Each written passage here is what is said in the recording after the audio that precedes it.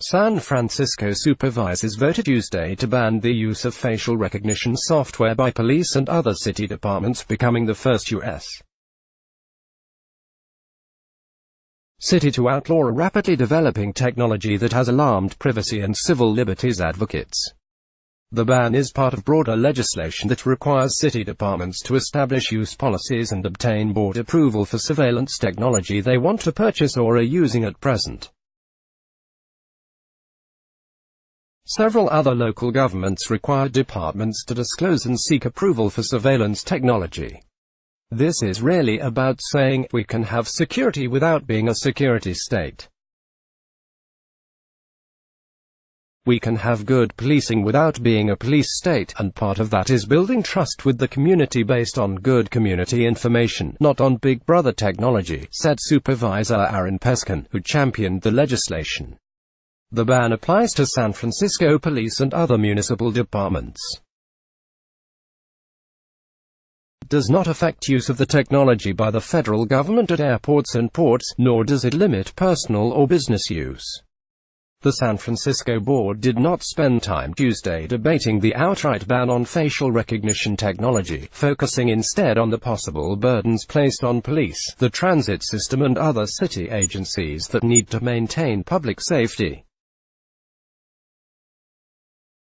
I worry about politicizing these decisions, said Supervisor Catherine Stefani, a former prosecutor who was the sole no vote. The Information Technology and Innovation Foundation, a non-profit think tank based in Washington, D.C., issued a statement chiding San Francisco for considering the facial recognition ban. It said advanced technology makes it cheaper and faster for police to find suspects and identify missing people. Critics were silly to compare surveillance usage in the United States with China, given that one country has strong constitutional protections and the other does not, said Daniel Castro, the foundation's vice president. In reality, San Francisco is more at risk of becoming Cuba than China. A ban on facial recognition will make it frozen in time with outdated technology, he said. It's unclear how many San Francisco departments are using surveillance and for what purposes, said Peskin. There are valid reasons for license plate readers, body cameras, and security cameras, he said, but the public should know how the tools are being used or if they are being abused. San Francisco's police department stopped testing Face ID technology in 2017.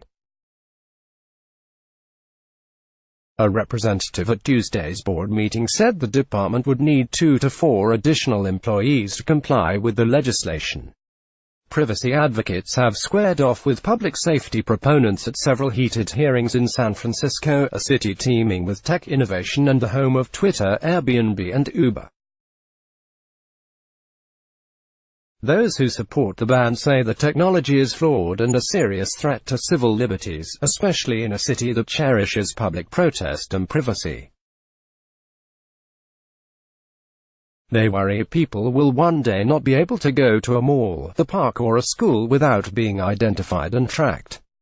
But critics say police need all the help they can get, especially in a city with high-profile events and high rates of property crime.